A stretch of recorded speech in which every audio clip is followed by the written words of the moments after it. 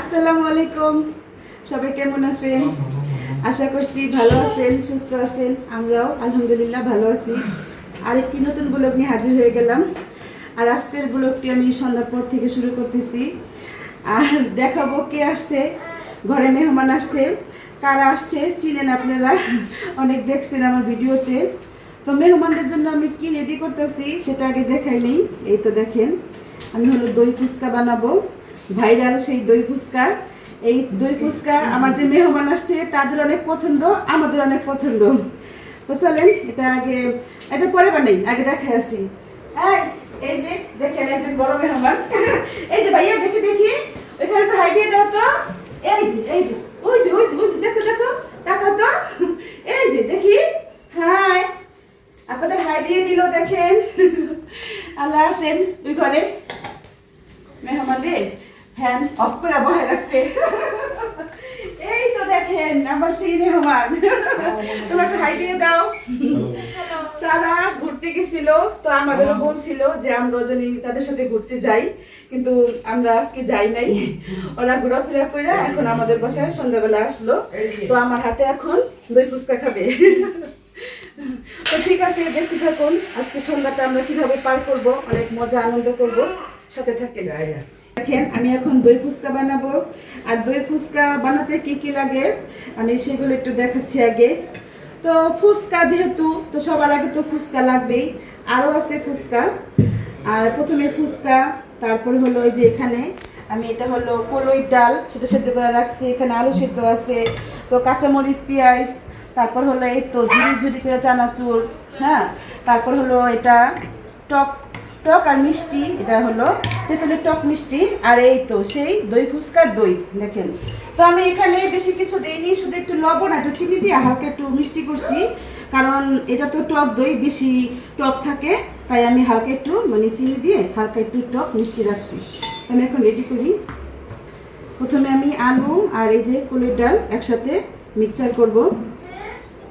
এবার এটা ছোট হয়ে গেছে, আমি একটু বাটিটা চেঞ্জ করে আসছি। প্রিয় দর্শক, আমি তো এখানে আলু আর হলো কলইর ডাল, যেটাকে আর কি ঘুগনি বলে, সেটা আমি একসাথে মিক্সচার করে এখন আমি এই যে কাঁচামরিচ কুচি আর পেঁয়াজ কুচি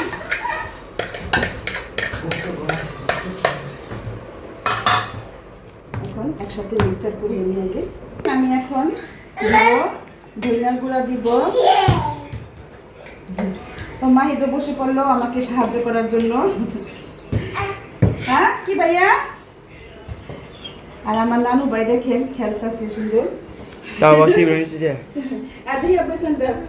আর এই যে দিব এখানে শুকনো মরিচের ফাঁকি, অল্প দিলাম। হ্যাঁ, জাল বেশি খাবে না কি? মিডিয়াম। দই ফুচকা একটু জালটা অল্পই খাই না। তো আমি দেখেন এখন হাতটা লাগাইছি, কারণ ফুচকার ভিতরে দিব হাত দিয়েই, ছোট ছোট ফুচকা তো।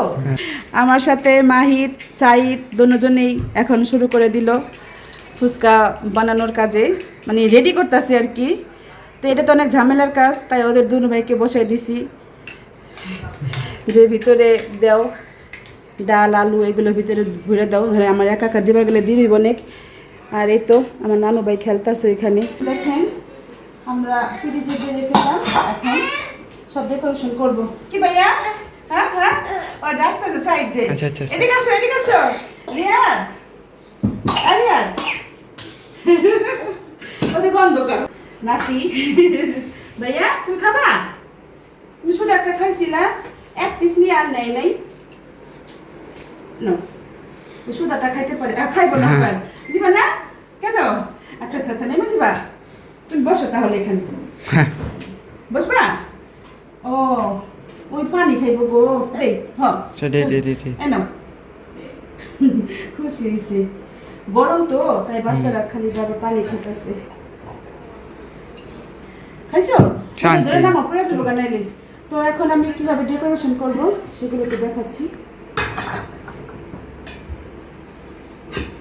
আগে আমি দিব এখানে তাসপিয়াও চলে আসলো আমাদের সাহায্য করার জন্য।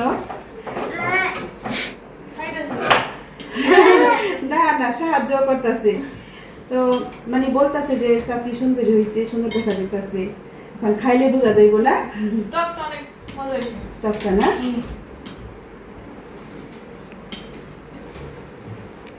চাচি একটা দোকান তো দেয়া পারে ফুচকা ও। টক খাবো। তাসফিয়া অনেক পছন্দ, এমনি ফুচকাও পছন্দ আবার দই ফুচকাও না। আসলে প্রতিটা মেয়ের এই দই ফুচকা বা এমনি ফুচকা অনেক পছন্দ। চানাচুর দাও তুমি, হ্যাঁ? আর টকটা যে যেটা দিয়া নিবা না। তো রেডি হয়ে গেল, এখন আমরা ওই ঘরে যেয়ে খাবো। ঠান্ডা শীতলে, এখান তো প্রচুর গরম। তা চলো নিয়ে যাই আমরা।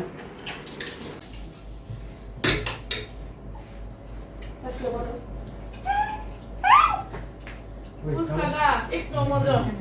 তাই? আমি যদি বানাইতাম তাহলে অনেক মজা হয়েছে। মজা হইতো না? হ্যাঁ। আরে শাশুড়ি তো, শাশুড়ির দোষ সবসময় বেশি না? ওই বানায় না কারণে বানা পারে না। দেখছেন দর্শক, আমার পুরা ঠিকই কইলো উচিত কথাটা। বলো তো আমার সাপোর্ট লইবই, ভয় হ্যাঁ, সাপোর্ট কি লইবই। হ্যাঁ, হ্যাঁ। সাহেব, কেমন হয়েছে?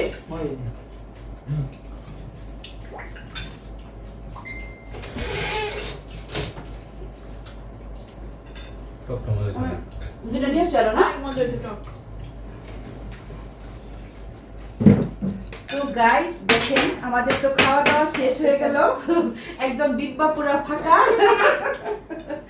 তো আমরা অনেক আনন্দ সহকারে খেলাম, মজা সহকারে না, আনন্দ তো হয়েছে আবার অনেক মজা হয়েছে। আর আমি আমার শাশুড়ি অনেক বদনাম করলাম, অনেক ভালো লাগলো। না, আপনারা সবাই জানেন আমার ছেলের বউ কেমন। আমার ছেলের বউ, আমার মেয়ে সবই কিন্তু জানে আমাদের সম্পর্ক কেমন না। এ শুধু আমার দর্শক না, আমাদের এখানে সবাই জানে আমাদের মা মেয়ের সম্পর্ক কেমন। তো ঠিক আছে, তো তারা এখন চলে যেতে চাচ্ছে, আর আমরাও ভিডিও থেকে বিদায় নেই। তো আজকে যদি তোমরা আসো, তোমরা তো বিদায়টা নিয়ে নাও। এই বিদায়- রিয়াজ, তুমি একটু বিদায় নাও। টক খেতে কত মজা যায়। দেখেন কত লক্ষ্মী ছিল, সুন্দর কাছে কোথায় ভাই একটু দেখাও। সুন্দর দেখেন, ছোট পোলাপানের মতো চিকে পুকে খাচ্ছে। এত মজা হয়েছে রিয়াজ। আসলে টক করতে বলেছি। তো থ্যাংক ইউ। মানে টকের প্রশংসা সেই শুরু থেকে শুরু হয়েছে শেষ পর্যন্ত।